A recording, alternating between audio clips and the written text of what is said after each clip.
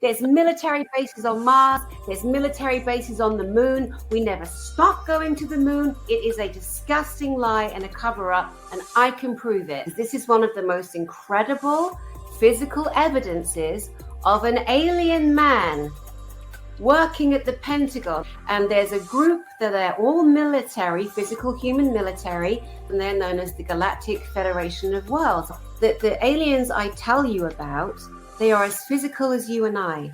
They are people. Jesus' message was to tell us that we are the most amazing beings. And the reason why the ETs, some of them find us so fascinating, is because we possess way more ability in areas that they don't.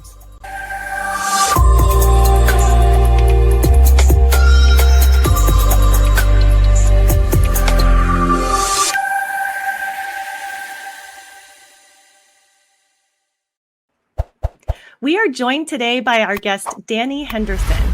Danny is a clairvoyant medium and spiritual therapist. She is also an alien and paranormal experiencer and author, as well as the founder of the Galactic Spiritual Informers Connection event, which showcases speakers who discuss the true history of our planet, solar system, existence of extraterrestrials, and exposure of hidden healing and propulsion technologies.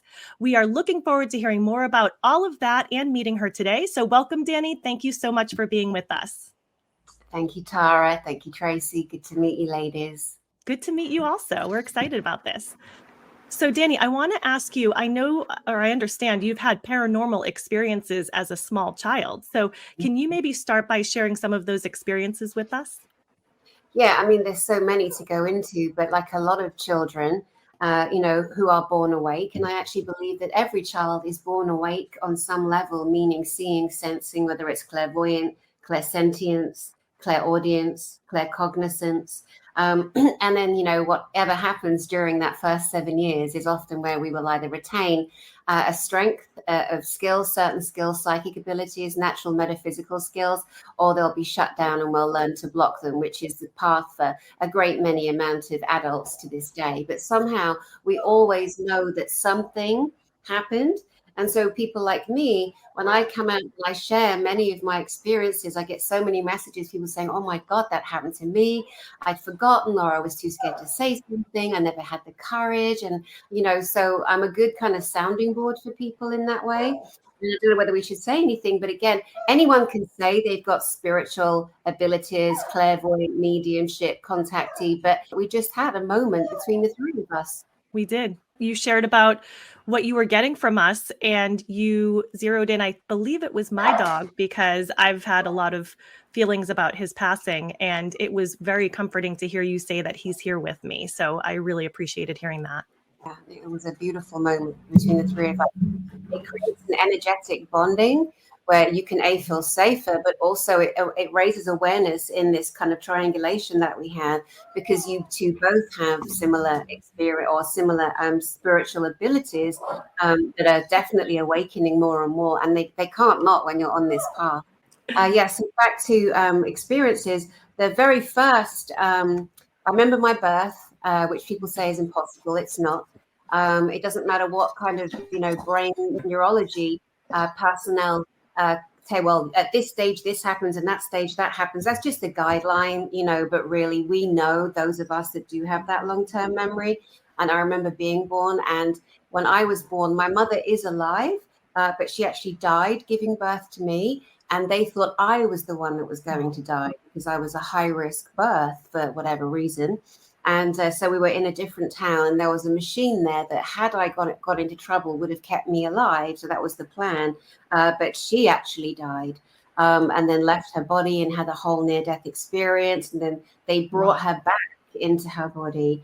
And that was my first memory of being roughly handled and seeing the lights. And then I remember the green Victoriana walls and the black and white tiled flooring, and being rushed and being roughly handled, and these imprinted on me, these memories. And then later, when I was just a few months old, I was apparently, I've never stopped talking, but a really advanced talker.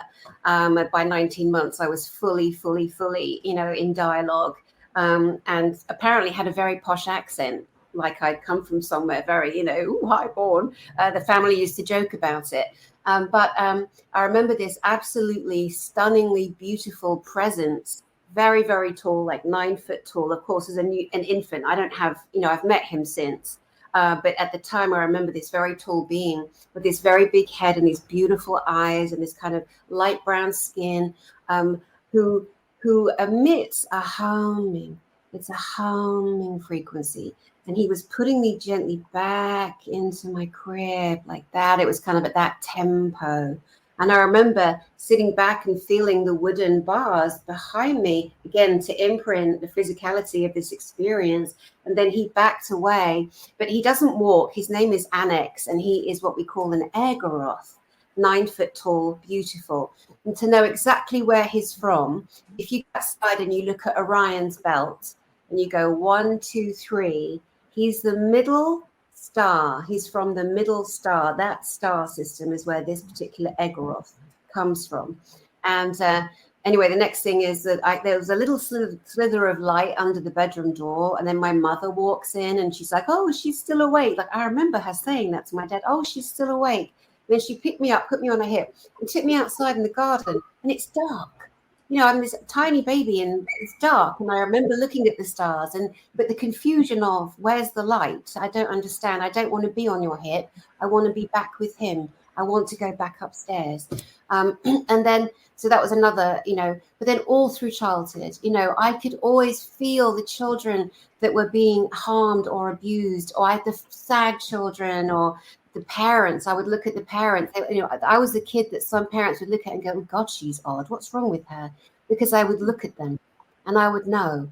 I would know they were. They could never hide because frequency doesn't lie. It really doesn't lie. And so many children are so, so I'd say to parents out there, if your children tell you about someone that they just don't like, they listen to them. If they tell you there's something in their room, there's something under the bed, there's something in the closet, then be a superhero and beat the shit out of the clothes in the closet and throw shoes under the bed. Like, don't dismiss them just because you were dismissed. Because we have to remember, we hold those memories and traumas in the body. They're rarely healed. We just go through life and sometimes we remember, sometimes we don't. But, we've got to honor our children and empower them because they are way more powerful than our generation, right now. Yeah, so it's been a never, ever ending, continual journey. Although when I was in my late teens, early 20s, I was so fed up with seeing the dark, the angels, the demons, the good aliens, the negative aliens. And I got to a point where I've just overwhelmed. Nobody believed me. You can't tell anyone. And it got to the point where I just used to numb out cigarettes, alcohol, dancing, clubbing, staying out till 4, going to work at 9. It will kill me now. I could never do that. I would find these ways to handle life and just kind of push through. And yeah, so that's what I did. And then it came back again with a vengeance, late 20s, early 30s. And it was like, right, it is go time, Danny. It is go time. There's no way that's turning off. And it's just kept on, radiating and growing and having more experiences. And, I've done thousands of readings and hundreds of paranormal investigations. I do love doing those. Me and my friend Nikki Allen are about to do one together. She's the great clairvoyant medium, British psychic who's speaking at the conference, which we'll talk to. Another long-term tenure. She's the seventh son. There's kind of a long ancestral pattern in some psychics' lives, and she's one of those. So you should get her on your channel. She's absolutely amazing. We would love to. I would love to have her join us. Yeah, so that just kind of brings you kind of up to date. I hope that was a good answer to your question. Yeah, it sounds like you were a starseed. Would you say that's about right? It's an interesting label, starseed. I can definitely remember being other physicalities. Let me put it that way. I can also remember being other people on Earth in different timelines. Some people call that past lives. Absolutely. And I also believe that many of us who are back here now at a time such as this, a time of ascension, that we have also experienced lives as, different animals, different aspects, a lot of different avatars, males, females, different colors. I truly believe that because I remember that. And all the people that I've seen and read for and interviewed myself over the years, I truly believe that to be an actual fact of the biological form that we are in, that inhabits all of the years of cellular memory, whether it's cellular memory in this body, in this timeline, or other ones. We come in with, I believe, every past life and their signature markers that's set down the whole way through this lifetime to help us remember the magnificent beings that we are. It just breaks my heart when I hear people talk about having this gift and then being ostracized for it. That's got to be so confusing as a kid, which leads me to, did you grow up religious, and was that confusing given these gifts?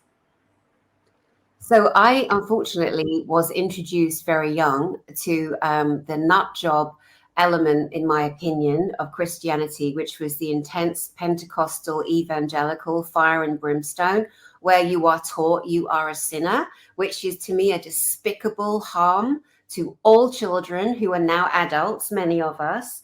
It is not anything that came from love.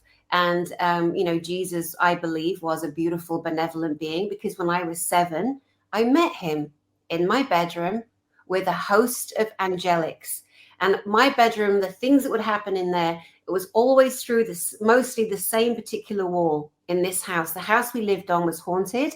So were all the other houses, shitty houses in a shitty part of town where they'd thrown up, you call them the projects in America, really low income families. And they built these terrible houses in World War II, I think it was. But they built, the thing is, people say, oh yeah, but the house holds its energy, but people forget about the land. The land these places are built on, there's energy on the land. And so the land was a battleground. There'd been actual battles and massacres on this particular land going back centuries. And lucky me, that's where I grew up, And so when you have an ability, I believe that we emit a frequency that spirits can see, especially earthbounds. And earthbounds are those who die, wake up knowing they're dead, and they're like, I'm not going to the light, or I'm too scared to go to the light. Or if they've got religious programming, they're like, I'm going to be judged. God love them. There's so many of those I've helped to the light. So they just pop through my house, in my bedroom, through the wall, follow me, sit next to me at the breakfast table, and my brothers are here and they're not seeing it. They can't smell death. They never got pushed down the stairs violently so many times like I did. So many times. Wow. My mom would go, not again. Oh, yeah. They come for you. They came for me. Because the land was so vile, dark attracts dark. And because it was so many problem families, alcoholism, drug abuse, physical, it was the 70s. So beating up your kids, slapping your wife about, no problem. That's what it was in England at that time. And so that creates frequency. It continues to harness stress, anxiety, vibratory resonance. So of course it's a pull. It's like a black hole. It pulls everything dark in. So it was pretty terrifying. So I see Jesus this one night. I used to hold my hand out, even though I was terrified because I never knew what was going to come at night. My parents never believed me, ever. And this one night I was holding my hand out and I was crying. I was like, Jesus, please hold my hand. Please, please. I know you're real. I know you're real. And anyway, what happened was the light on the wall starts to glow. And I'm like, oh, God, here it comes. There was always a hum that would come, not an annex hum, the Egoroth friend of mine, but a hum. And then this beatific happening, it just came through the light and then it was beside me. And then there were all these beautiful beings, and some of them were winged, some of them weren't. Some of them had more like plasma fields as opposed to wings. We draw what we see, but we don't always know how to express what that is. So some had light fields, some had literal wings, and others had none. And there were 6 or 7 of them, masculine, feminine. It didn't really, and they were around something in the middle. And then everything shifted, and then they they parted. And it was him. It was him. It was the most amazing moment. So I knew, and he just beamed at me. I couldn't believe it. Wow, Jesus is beaming at me. And he's real, and I'm 7, and I'm seeing him. And so I couldn't wait to get to church and tell these 2 women who we considered the queens of the church. You know, they were the ones, they were the VIPs, the fur hats and the diamond brooches and the fur stoles. And I got to the door, and it was my turn to go in and for them to say hello to me. And I saw Jesus and the angels in my room, and I thought they would be like agog, and they weren't. And they took me in a back room. She took her thumbs and she stuck them under my arms, and she lifted me off the ground with her thumbs under my arms. The pain was unimaginable. She said, evil child, Jesus would never come to you. And then she dropped me on the floor. I just wanted to. I was such a skinny little runt of a child, and I couldn't believe the shock of these women I thought were all that in a bag of chips. And then the other one pinched me so hard. And I was just so traumatized that they did that. And I never told anybody till I wrote my book, of course. Blah, blah, blah, blah, blah. It's all in there. But, I hope you name their names in there too. Well, they're dead. I don't remember them. I just call them. But still, you know. Yeah, exactly. If I could, I would, believe me. But a lot of kids were shut down, but they judged where I lived, you know, the types of families that were there on that land, and it was the lower income, and so they made a decision. And so to answer your question, religion, yes. And then another time, similar age, they decided that I must have the devil in me, because why would I see Jesus? It must be a mimic of some sort. And so they took me on stage in front of 300 or 400 people, and they prayed the devil out of me. And it was one of the most awful moments. But I was so strong even then.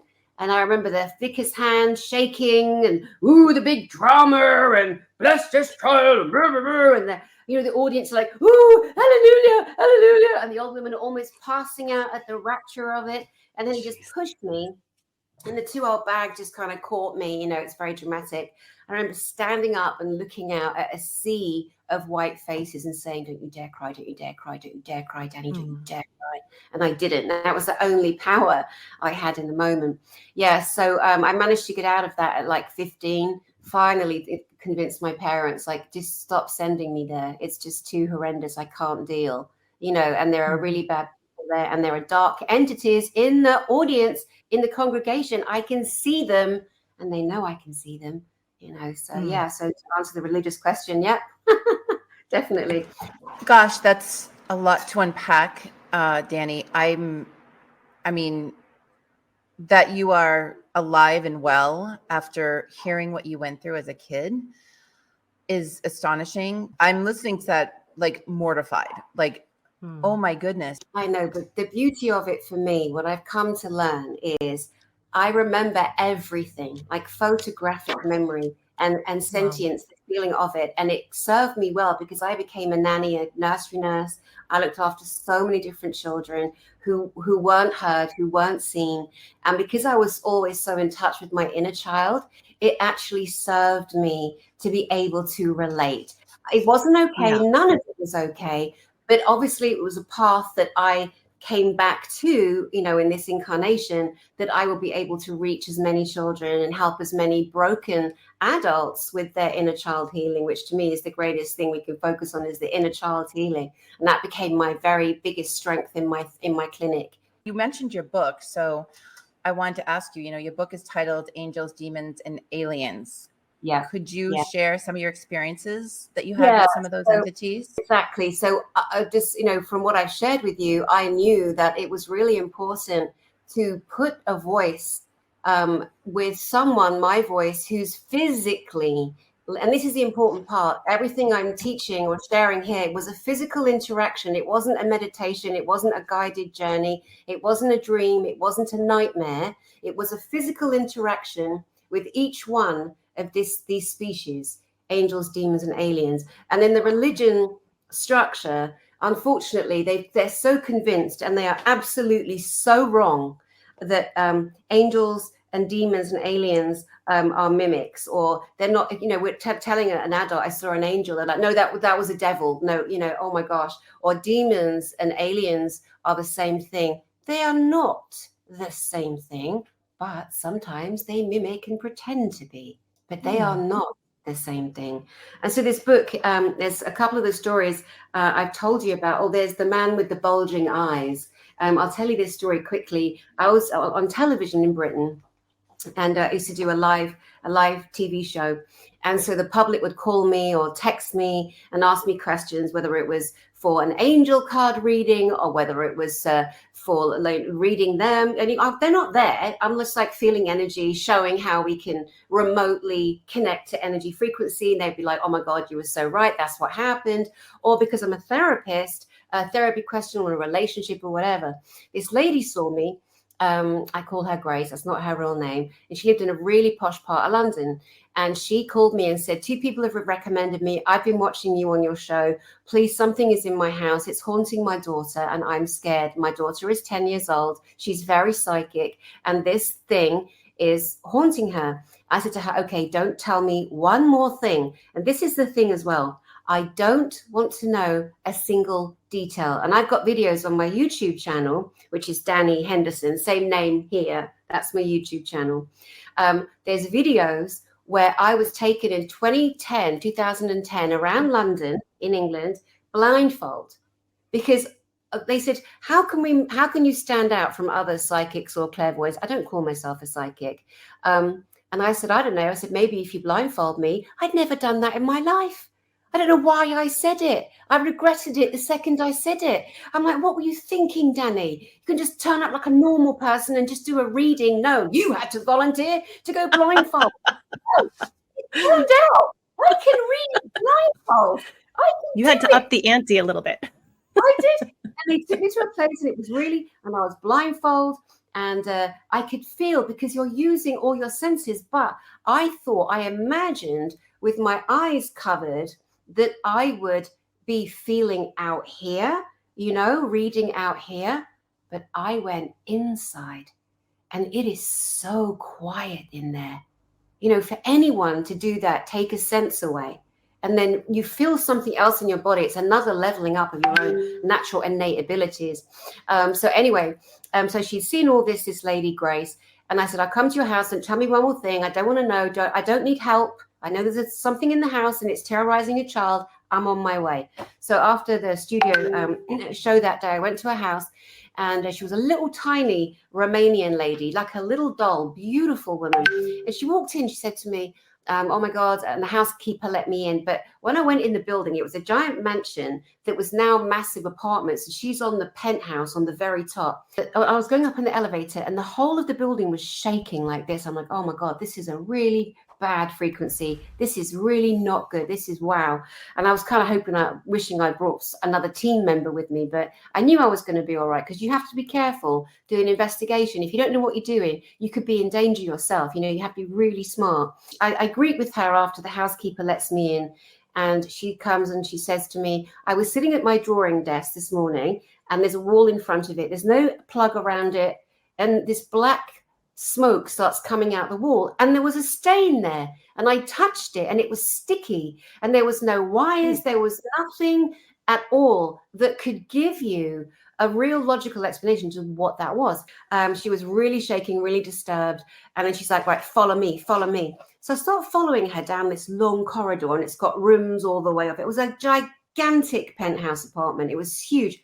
And then as I come to this doorway, I feel the pull, because our bodies are barometers. So I was sensing, I walk in this room and it's a child's bedroom. There's a little tiny bed and all these toys. And then to the left, there's a doorway that walks into a walk-in closet. There's a man standing there, a full-blown physical man with these huge brown bulging eyes, like googly eyes, like really massive. And he was standing, and I jumped because he bloody made me jump. And then he disappeared. And I'm like, oh. And I'm standing looking at where he was. And the woman, Grace, comes to the door and she's like, what are you doing in here? This is my daughter's room. And I said, oh, I felt energy in here. She goes, why? I wanted you to follow me. She goes, I said, I just saw a man standing in that doorway looking at your daughter's bed. And she literally fell on the floor crying.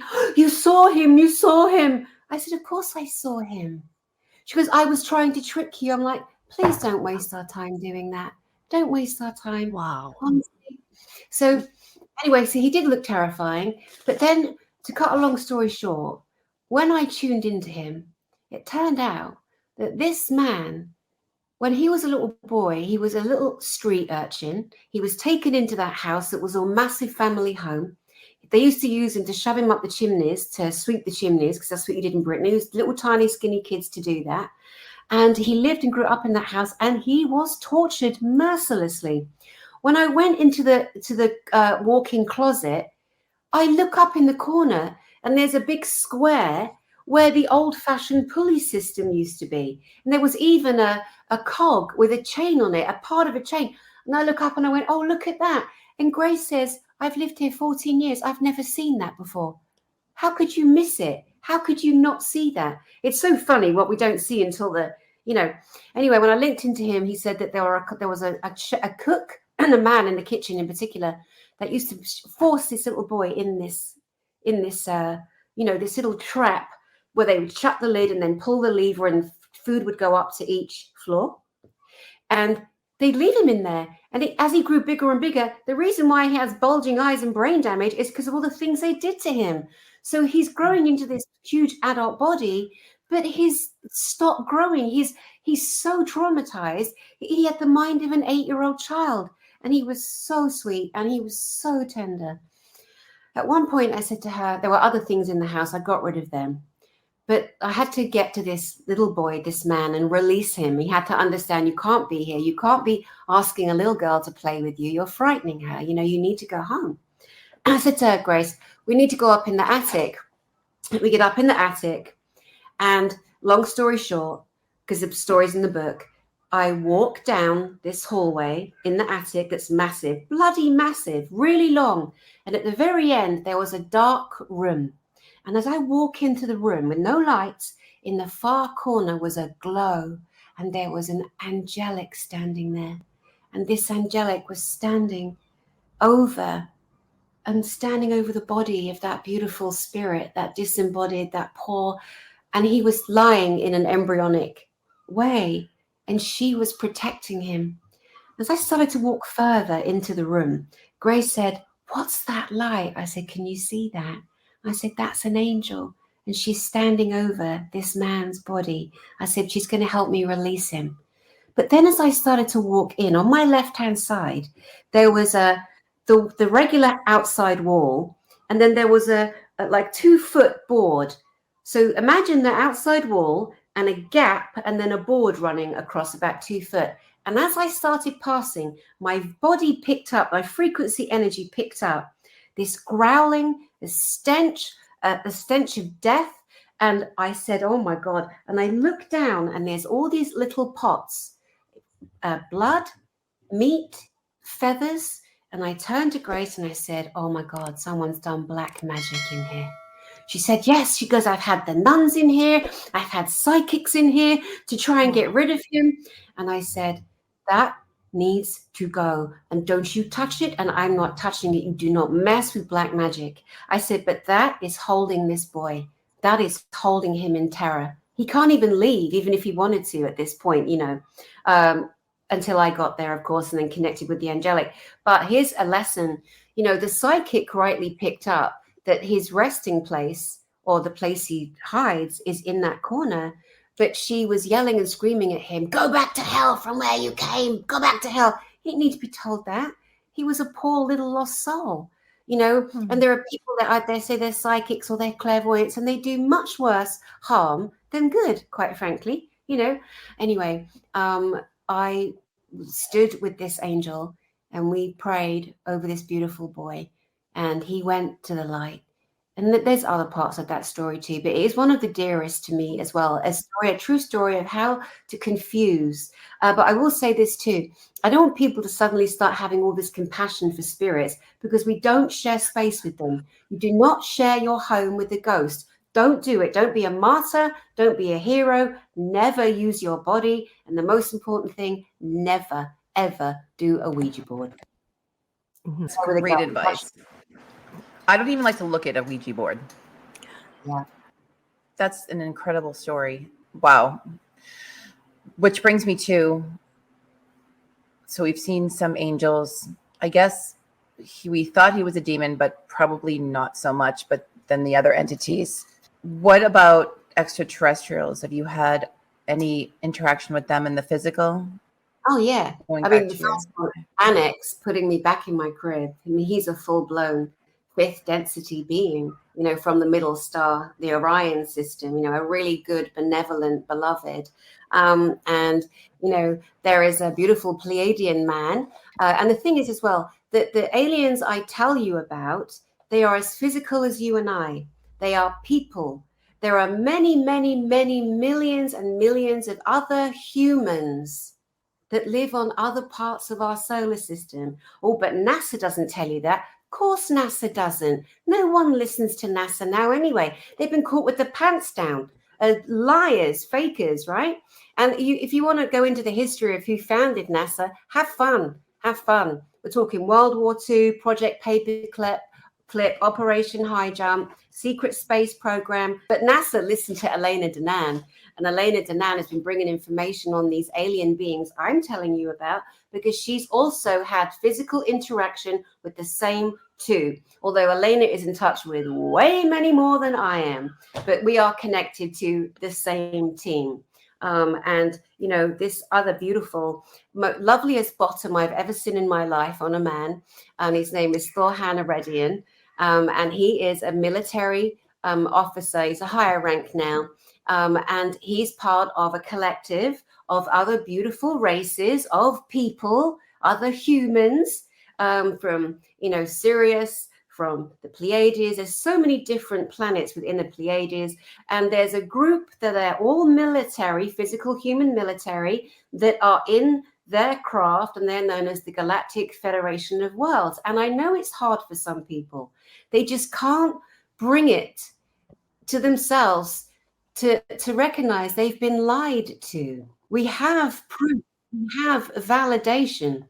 The Galactic Federation of Worlds is a galactic collective federation of federated worlds that people live on physically, and they are all military assets that have a love and a care for our planet. They are working with the American government. Did you know the American government has its own space fleet? I am aware of that. I think Tracy's, this is new information for Tracy, but yeah, I'm not aware of that. Galactic Federation of Worlds is not the same as a psyop, a psychological operation that has come and been built to crush the real truth. The Galactic Federation of Light, because you can't federate light. This is when you get all these people saying, I am the captain of the world and I am, yeah, okay, bye. But the Galactic Federation of Worlds has been proven to be working with the Earth Alliance. There are 42 countries who've signed accords. They're called the Artemis Accords. And they have admitted that they have their own space fleet. We have been reverse engineering anti-gravity craft for over 70 years. And 42 countries have admitted to having their own space fleets. This is a reality. Guys, go look it up on the internet. It's all out there. We can't hide it anymore. Yes. Solar Warden is the American space fleet, and it is gigantic. So the French, they have a space fleet, and one of their craft is known as the Solaris.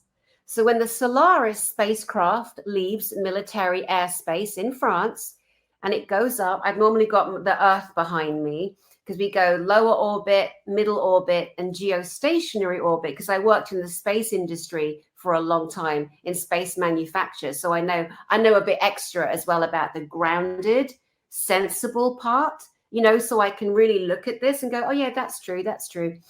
So the Solaris leaves French airspace and docks onto, in American airspace, in geostationary orbit or thereabouts, onto the Solar Warden, one of their craft. It's really old news across the world in militaries, across the world in governments. And how dare they all decide, oh, you people, you're not ready. How rude is that? We are more than ready. And now, because we've got no trust and no respect at all for any system, me especially, absolutely not, we are giving the disclosure. We are telling all the truth. We are bringing it forward. We are proving it. We are landing it, because everybody deserves to know. But everyone can actually find every single thing I've said. You can find out for yourself. And that's the beauty of it now. Well, I love everything you just said, because I have also been studying this for a long time. This is a subject I'm very passionate about, is bringing disclosure to the people. We just had a couple of guests recently that we interviewed on this topic, one being a specific lobbyist out of Washington, D.C. So it's interesting to watch the different angles that people are taking on this topic. Some people have to have the hard evidence, right? They want to see something right in front of them that's verifiable. Other people have more the ethereal edge, type of connection with some of these beings. And then there's the people in Washington who are lobbying for the laws to bring this information forward in a slower paced way, so that we don't create chaos in the world when people do actually find out what the truth is, because it has been kept from them for such a long time. But that's really brings me to my next question for you, Danny. What do you see as far as the official level of disclosure coming to the people? I know we're doing this with these types of talks that we have, but in terms of, the everyday person out in the world, when do you anticipate for that information to come out, for them to actually also have the awareness that we're not alone and that there's other life in the universe other than us? And there's other life here as well. And if you look at the fact that in 1952, I think, there was a man who was known as Val Thor, or Valiant Thor, something else for your viewers to look up, because this is one of the most incredible physical evidences of an alien man working at the Pentagon level. And his name is Valiant Thor, or Val Thor, and he's from Venus, which again, I know how loony it sounds. Believe me, at one point, I was the person that was going, you've got to be having a laugh. He's from Venus, nut job. Oh my God, it's so true. Until you go and you look it up. There was a man in the Eisenhower administration called Val Thor, and the Pentagon complained because they couldn't control him, because he's a higher density being. He could pass through any physical structure. They couldn't contain him. And there are so many stories to that end. And there's physical photographic evidence. But Val Thor came at that time to help the American government roll out the reality of and give us the advanced technology that we had to help our planet advance and a couple of 100 years minimum to where we are right now. We'll be flying planes. We would not be launching rockets. The governments made there's two names. There was an administration, they call them MJ12 or Majority 12 or Majestic 12. Doesn't matter really. It was just a bunch of complete tossers who decided to make an agreement behind Dwight Eisenhower's back, signed, I think it was called the Griada. It doesn't matter. This is where people go, it was called this. Who cares? Go look it up and go prove for yourself. Don't correct me. I am sharing information as quickly as I can in the time that we have, and they made an arrangement, but they took power. They kept, when the world is going to go bananas with rage, not fear, when they find out what the supposed elite, I like to call them the deletes because they're getting deleted, the Illuminati, the dark ones, the soulless ones, and also for something very important. As we are in this time, disclosure's rolling out. It's rolling out. You got big gobs like me on the planet. You got you girls now out there. It is rolling out, and we have to acknowledge that none of the systems are separate. Governments, banking, education, medical, every single labeled item of authority on our planet is run by corrupt, soulless people. Of course, there's beautiful people, but this is what happens. They hire the lovely ones and they put the lovely ones out front. Oh, she's so nice. And they're the ones behind working the systems for their advantage. Exactly. They're the puppeteers. My thing is, don't tell me who you are. Show me who you are. If you really are a good person and you're going to take care of the people, that's your job, by the way. I have a saying too, if there's one cold, one hungry, or one homeless person on our planet, then that particular government, whether it's at a local level or a senior level, they're not doing their job, which means they're not fit for purpose, which means they shouldn't be in that job. And if they dare say there's no money, well, what have you done with it? They always say, well, the last group left us in shit. No, they didn't, because you were in power before them and you left them a mess. Stop passing the buck. They're just not fit for purpose. They're incompetent, all of them. I'm about to go off on the British government on my channel, and the way it's just enough now. We have to tell them all. And it's the women doing it. We're sitting their asses down. We're saying, you silly boy, sit down and shut up. We're going to carry on from here because you just done it all wrong. That's why we all have to do our individual study, really look and do the mapping and do the asking and follow the money and all the rest of it. But every single system has a corruption level at some point, and they don't care about us. They don't care if we live or we die. Well, I've always said 2 words that should never go together is career and politician. It should never be a career. It should just be a volunteer job. It shouldn't even be paid. You should be doing it out of the kindness of your heart, and it's because something you're drawn to help the people, not because you want a paycheck and not because it gives you power. Okay, so bringing it all the way back to the ETs, because that's my favorite thing to talk about. I do understand that there are ETs that live among us. So that's one concept. But separate from that, the ones that we would probably traditionally look at as non-humanoid ETs, when do you think we might start seeing them actually appear to us? I know that we're starting to see more in the skies these days, but actually physically bringing themselves out to show themselves to us. There are so many that are already here, and they look exactly like you and me. That's a hard thing to think about. That's a hard one to wrap our brain around. And also, can we tell? Can we tell the difference? What do they look like? How can we know? I've heard once before, somebody a long time ago said, if you think it's an ET, in your brain, just whisper the words, again, not out loud, but in your brain, say, I know you're an ET.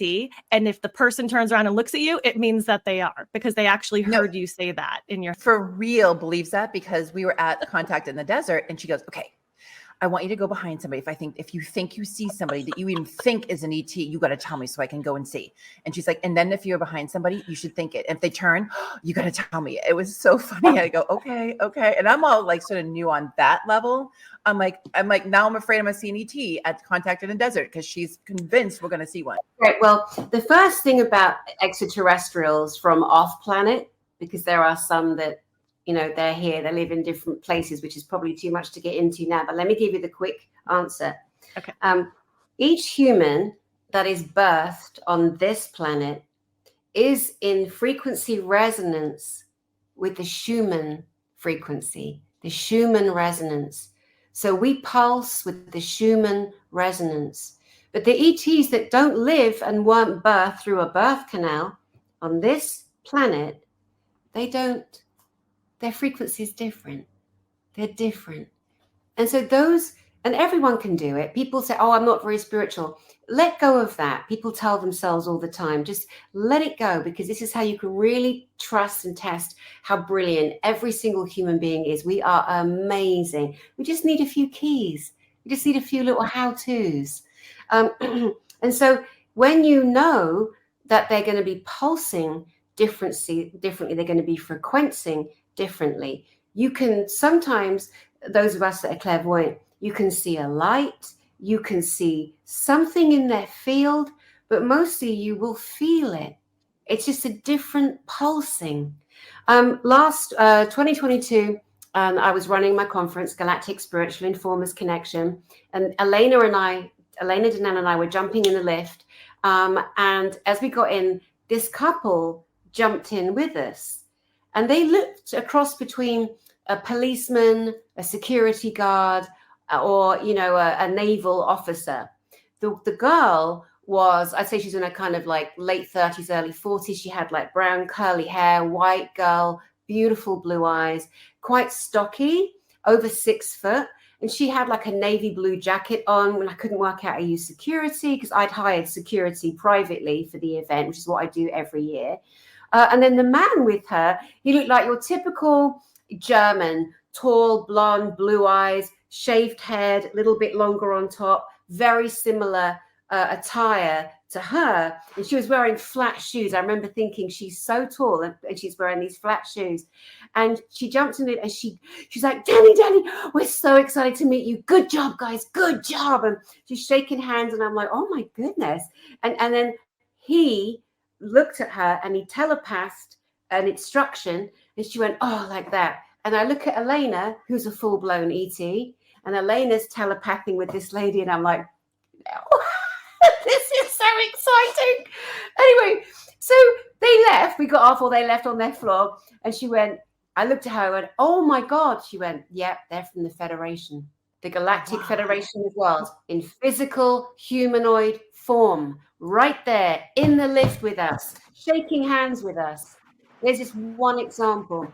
And every year at our conference, they come, they are there.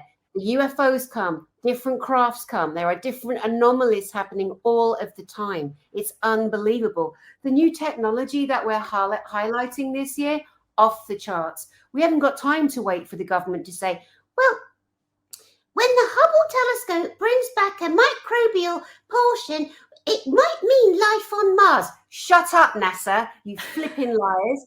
There's military bases on Mars. There's military bases on the moon. We never stop going to the moon. It is a disgusting lie and a cover-up, and I can prove it.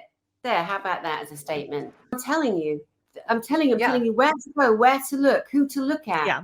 You know, that they had to put the James Webb telescope up. They had to do something, you know, to show an advancement in space exploration, NASA. You know, it's like, oh my God, stop. Tony Rodriguez, another speaker, another friend, he was taken by an Illuminati satanic worshipping family. He was abducted. He spent, it's called 20 and Back secret space programs, of which there are many all over the world. And I've got two in particular, secret space program soldiers, one from France who told us all about the Solaris. His name is Jean-Charles Moyen, and Tony Rodriguez, he from the American military that was kidnapped by the American military, who were in bed with the satanics. Not all of them, of course, not all of them. That is silly. It's not a blanket statement. There are sectors of a dark shadow government, a shadow military, and anyone who ever thought that occult magic, black magic, spelling, magic with a K, you think that ancient sorcery went underground? It's never been more prevalent.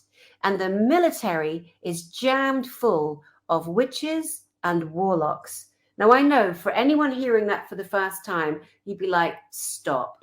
Let me give you a person's name. In fact, I will send it to you.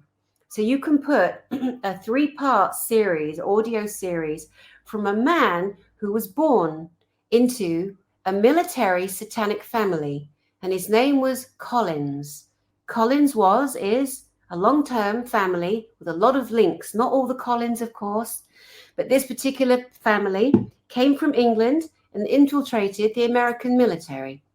And he turned from being a satanic witch, well, warlock. The men are the warlocks, the women are the witches. So you have male witches too, but the warlocks generally are the males. And he found Jesus and he turned the extreme. Now, he recorded in the 70s, and I've got those recordings. I mean, they're online. You can look them up. It's something like John Todd, former witch, ex-witch, satanic witch. They're there. But I can also send you the link as well because it's there. It's out there. Anyone can get it. Now, I personally, I don't believe in all of the insane parts of, to me, the too much of the religious bit. You got, you know, Jesus won't forgive you. And it's not about, Jesus is a really nice man, a really beautiful, advanced human, very advanced. He was born awake. He was a born fully realized, self-realized individual. His message was to get us to become self-realized. Why do you think there are so many ETs on craft, the Galactic Federation of Worlds, monitoring? They're not going to land and save us. We have to save ourselves. They're helping us. They've been helping us a lot. They have protected us from so much, from direct attacks on many levels. But Jesus's message was to tell us that we are the most amazing beings. And the reason why the ETs, some of them find us so fascinating, is because we possess way more ability, in areas that they don't. They don't. They can't believe us. They can't believe how we can emote such emotion. We can go from crying on the floor to sobbing to wanting to not be here to suddenly being in euphoric states. Like, we are incredible bioorganic technology, and we are here to really fully realize we don't need the intermediary in the middle. That is a horrific enslavement program. People, especially a Catholic mind, God love them, they've been so lied to, putting the Vatican in the way and a pope here and a pope there.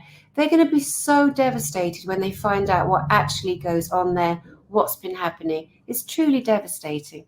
For me personally, I'm daily being awakened with the honor of being in the presence of people like you. And we've had the guests that we've had on, and Tara has been doing this for quite some time and doing her research. It's just incredible. I feel honored. I feel blessed that I get to hear and be a part of this world.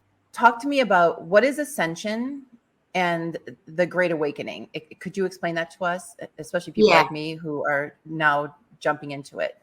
Right. So I'll give you my understanding and my definition, because I do believe that ascension is an individual soul journey for each individual person. I truly believe that.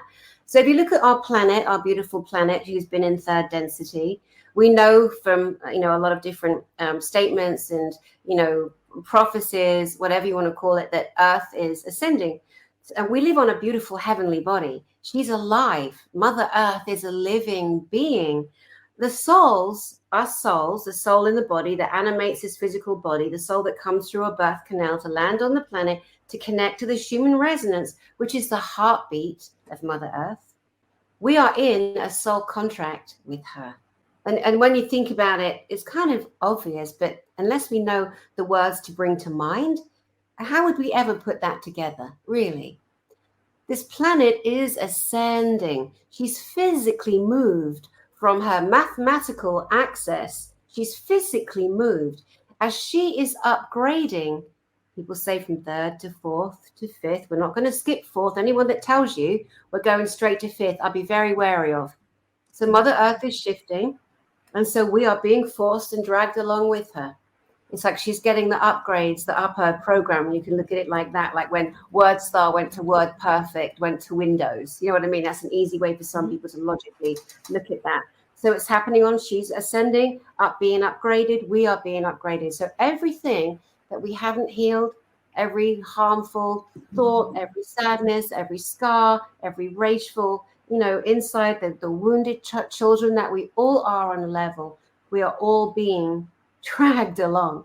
And so it's beautiful to have these conversations, because it helps us understand that we're all in this together. No one above another, not a single person. I'm in awe of being with you two. It makes me so happy to sit with women or men, especially if they're good looking, but joking. Not really. But beautiful women who have a real desire and a passion to spread love, bring information, especially for our children. And for the adults with wounded children, we're all doing something because we feel compelled to. We've got a mission in a different way. Could be one person helping one person, or, someone like me, on my channel, like reaching as many as I can, running a conference and, to try and get the word out. So the ascension to me is Mother Earth is ascending. We're ascending with her. The old guard, the systemized, the weaponized systems that holding back and suppressing us as a humanity, the magic and the systems and the binding that they had over us as a planet, she is breaking through. If you imagine all these snap bands snapping, the magic they used is too weak because there's way too much light on the planet now. And it doesn't matter what they do. There's no going back. That person that stole or can't find that money, a lot of the extremely wealthy, they're shitting themselves because they're not going to get off the planet. They're not going to get off the planet. There's a whole military faction right in our solar system. Anyone that tries to leave the planet, they're getting cornered. So a lot of them are building underground bunkers. I don't mean the DUMBs, the deep underground military bases, which are a thing. I mean, they're very rich and wealthy elite. I met a man, Richard San Diego, who builds these bunkers years ago. I did a blessing at his house, a house healing for him, like 15 years ago, before any of this information was out. He's a good guy, though. He's a good guy. But some of these arsewipes, they're the wealth stinking rich, like gazillionaires, trillionaire status, because they know that when all the information comes out, we are coming for them all. We are going to round them up. There's like 5 of them compared to 500 million of us. That's the ridiculousness. A handful of fetid turds have been running our countries, our world, and they know their time is up, and it's like a dog with diarrhea running and shitting and skidding everywhere. That's what they're doing. So you might want to check that person that can't find that money. Has he put it into his bunker for him and his friends? Do you know what I mean? I mean, I'm half joking, but I'm actually serious, because I know for a fact this is what's been happening too. Well, I think everything you've shared today has just been amazing and eye-opening for a lot of people, I'm sure, especially Tracy. But Danny, just as we're wrapping up, can you share with us just about your Galactic Spiritual Informers Conference? I know that's coming up soon. And tell us where we can go to find tickets for that, what to expect for that conference, and also where we can find your book as well. Okay. Well, the book's the easy one. You can just get it on Amazon. Sorry. But, they make it to the point where you can't go anywhere else. So my book's on Amazon, Angels, Demons, and Aliens. And this is the book full of my experiences, some of which I've shared here today. And so that's that. So see my name there, Danny Henderson at the bottom. See that GSIC? That stands for Galactic Spiritual, because we're taking back our galactic heritage. And a lot of us are galactic DNA, from other lifetimes. We've come through a canal to birth on this planet because we're here to kick ass, take names, and take our planet back. So Galactic Spiritual Informers, we're informing. It isn't just the speakers, it's the people that come. Everyone is so important. No one above another. I always say that. And I say my planet, your planet, our planet, right? So we're informing the audience and meeting their star families. They're connecting to other widows and black sheep, and it's fantastic. I was a weirdo my whole life, apparently, because I always had this knowledge and nobody believed me. But now you can sit with someone and say, well, I saw the most beautiful Pleiadian last night. And the person next to you is going to say, yeah, me too. And both of you are going to know you're telling the truth. No one's going to have to try and convince anyone at this conference. It's galacticspiritualinformers.com. That's the website, galacticspiritualinformers.com. It is going to have the most incredible world leaders in their field. We've got world first. We've got JP, an Army insider, as part of Space Force's Base Command, coming out on stage for the first time in the world. And the high senior military personnel are allowing it. He's come every year, but he's always hiding. He can never show his face. But now we've got permission. We've got technology that at some point in all of our homes across the world we're going to be using, and it's called frill energy. And it is the natural, universal frequency that is everywhere. And again, the people that I'm disparaging, the bad ones, they've held this from us. We should never have paid an electric bill. We should never have paid Wi-Fi. So this frill energy is going to be in our homes, these little units, a bit like my microphone, about that big, a crystal, and it's got silver and copper, and it's a Vogel crystal, and it resonates at a certain frequency and emits a piezoelectricity. I should probably come back and then share more intel, because I feel like I'm trying to jam too much in, and another podcast to get to. But that is coming out on stage, another world first, an advancement on that intel. I can't even tell you. Dr. Michael Sarlet, Jean-Charles Mayenne, Tony Rodriguez, people I've spoken about, the French Solaris guy and Tony that was kidnapped by the Illuminati and the Satanics, Elena Denan from the Galactic Federation of Worlds. The Federation will be in the audience. Come see them, come feel them. The vendors are off the charts. I interview everybody. No one's getting in. No one's getting in unless I've met you and you're verified and your heart is in resonance with mine. And this is for the love of the people. So I'm really happy with all the different vendors and all their technology. It's September 27, 28, and 29 in a town in Colorado called Westminster. The nearest airport is Denver. Sorry about that. The nearest airport is Denver. And then we're a little town down the road called Westminster. We are in nature. It is the biggest sky spans ever because I had to find a place that was beautiful in nature, with tons of bars and restaurants right there next to the hotel. But out the backside, it's just 10 miles of just landscape. You can go running, jogging. There's an amphitheater out there. We're going to be hanging out at night and calling in the craft. And they come every year to our conference. So I'm so excited for everyone to meet each other, hear the new information, connect. It's just going to be so beautiful. Galactic Spiritual Informers, 27 to 29 September of 2024. Come and be with us. You're meant to be at this event. Well, we are planning to be there. So we are so excited. I know you have an amazing line of speakers lined up. So we cannot wait. These are all people I've watched for years and years. So cannot wait to actually see them in person. And we're really, really looking forward to it. So I would encourage everyone to check that out as well. And just as we wrap up here, Danny, can you just leave us with some final positive words of wisdom for anyone listening today? I think one of the greatest things in terms of wisdom I can impart at this stage with you ladies and your beautiful audience is if anyone is channeling gray energy, anyone's telling you the grays are cute, if there's any gray connection whatsoever, run. This is as important as running from the Ouija board. There are people on platforms traveling the world channeling gray aliens. They are the cleverest, smartest, cunning, and they knew at such a time as this, then that they're not on the planet now, but they're using people. They've embedded programs in certain people, and those programs are switched on. They're called Trojan horses, and it is quite startling how many people are falling for the gray agenda. So be mindful, guys. Be mindful, and know a Ouija board. And ultimately, every single person, without exception, even those that need a good beating, you know, like the people in government or whatever, unless they've sold their souls to the devil or they're reptilian or they're gray, you know, there's such a beauty in us, you know, more of those who are awake and kind, you know, the loving people, the good humans. Let me just focus on the good humans. You are going to come to know, if you don't know already, how absolutely, utterly beautiful and magnificent you truly are, that you have such value and you have such worth.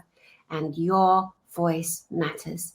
And I know it's tough, and I know it's bumpy, and I know we're all going through such an emotional roller coaster. And that's what the ascension is. It's going to throw you against the wall and down the stairs emotionally, and it's really tough. But hold on, friend, because you are loved, and you're returning to love.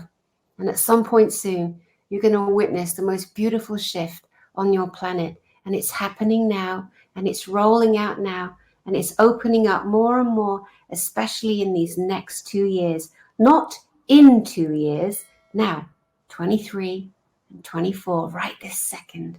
So have some hope, have some belief, and be kind to yourself. Well, thank you so much for that positive message of encouragement, Danny. We really appreciate you sharing your time with us today and your knowledge and all of your experiences with us as well. So thank you. We wish you all the best and we appreciate you. Thank you. Thank you, Tara. Thank you, Tracy. Thank you so much for having me. And lots of love to your beautiful audience too.